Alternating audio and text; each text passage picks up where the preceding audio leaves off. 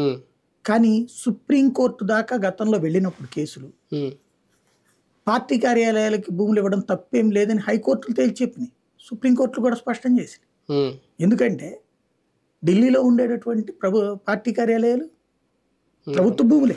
అవును. హైదరాబాద్లో గాంధీ భవన్ ఎవరిది? ఉమ్, ఎన్టీఆర్ ట్రస్ట్ భవన్ ఎవరిది?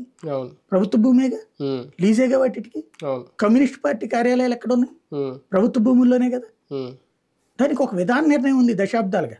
ఏమని అంటే రాజకీయ పార్టీ అనేటటువంటిది సొంత ఆస్తి కాదు కదా, ఉమ్, ప్రజల కోసం పార్టీ పనిచేస్తాయి కాబట్టి ప్రభుత్వపు నిధులతో కట్టకూడదు, ఉమ్, కానీ ప్రభుత్వపు స్థలంలో కట్టుకోవచ్చు. స్థలం అనేది ప్రభుత్వం ఇవ్వాలి. ఉమ్, ఇది పాలసీ.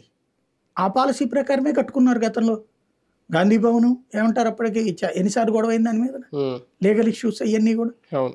అట్లాగే దాన్ని అంత ఉంది కదా ఎన్టీఆర్ ట్రస్ట్ భవన్, సిపిఐ మగ్దుం భవన్ కానీ ఇవన్నీ ఎక్కడ ఉన్నాయి? ఉమ్, ప్రభుత్వ కార్యాలయాలు, ప్రభుత్వ భవనాలే కదా అవి. అవును.